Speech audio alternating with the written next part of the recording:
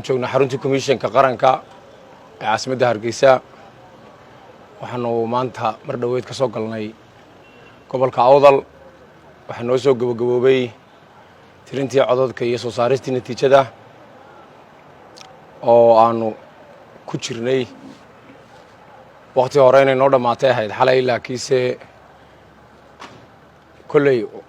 cabashooyinka iyo xalinta cabashooyinka ay soo gudbinayaan xisbiyadu mawradu ayaanu ka jawaabaynay dib u dhaca nagu yimid ee kooban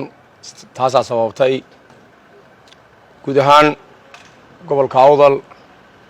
si fiican bay uga soo dhamaatay hawshii tirinta codadka iyo soo saarista natiijada dhammaan degmooyinka gobolka Awdal ee lagu haya Saylac Baki iyo Booramo waan soo gabagaynay xalay shacabka reer Somaliland baa guuleystay waxa guuleystay cid kasta oo doonaysay inay Somaliland qaran jira oo noqoto taabagala oo ictiraaf adduunka ku leh waxa noo qabsoontay doorasho hufan oo xor iyo xalaal ah annagana ilaahay waa nagu xil tiray mas'uuliyaddii naloo dhiibay ee naloogu dhaariyey shacabka reer Somalilandna waxaan leenahay natiijada waxaa lagu soo saarayaa waqtigii uu sharcigu sheegay ee xeer 91 ku qoran kadib dhici mayso sidaa daraaddeed waxaa laga warsugo komishanka doorashooyinka qaranka gobolka Awdal wuxuu ka mid yahay gobollada ay soo dhammaadeen tirintii codadka iyo soo saarista natiijadu waxaa kaloo soo dhammaaday gobolka Sanaag oo ay joogtay Commissioner Faadumo iyo gobolka Saaxil oo uu joogay Commissioner Ibrahim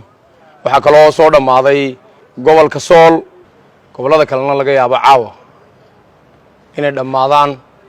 sida Burciyo Maroodijeex guud ahaanna waxaanu si rasmi ah natiijada looga sugi doonaa komishanka doorashooyinka qaranka ku dhawaaqi doona waqtigiisii waxaan u mahadnaqayaa dhammaan cid kasta oo naga taageertay fulinta qabashada doorashada weyn ee baaxadda leh ay ugu horeeyaan ciidamada qaranka Jamhuuriyadda Somaliland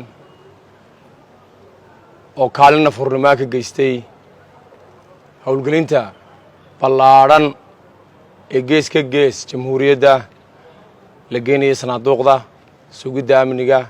iyo amniga mas'uuliyiinta iyo shaqaalaha komishankaba waxaan kaloo u mahadnaqayaa ardayda jaamacadaha oo muujiyay karti dheeraad ah waxaan kaloo u mahadnaqayaa bulshada reer Somaliland oo muujisay inay yihiin dadgeeya inay noqdaan qaran madax bannaan oo ka dhabeeyay himiladiisa isla markaana gutay waajibaadkii dastuuriga ahaa walibana si xilkasnimo iyo nabadi ku jirto u gutay uguna dareeray safafka codaynta isla markaana ku dhiibtay codkooda waxa guuleysanaya Somaliland guud ahaan waxa guuleysanaya shacbiga goobta ah waxa guuleysanaya calankeena la ilaaha illa allah Muhammad rasuulullah ku qoran tahay waxayna fariin u tahay cid kasta oo Somaliland ka soo horjeeday oo cadow ku ah oo aan jeclayn inaanu ka mid dhalno himiladeena waxay nagu waajibaa isku duubni midnimo iyo in la sugo soo saarista natiijada kumeel gaarka ay komishanka doorashooyinka qaranka insha Allah ta'ala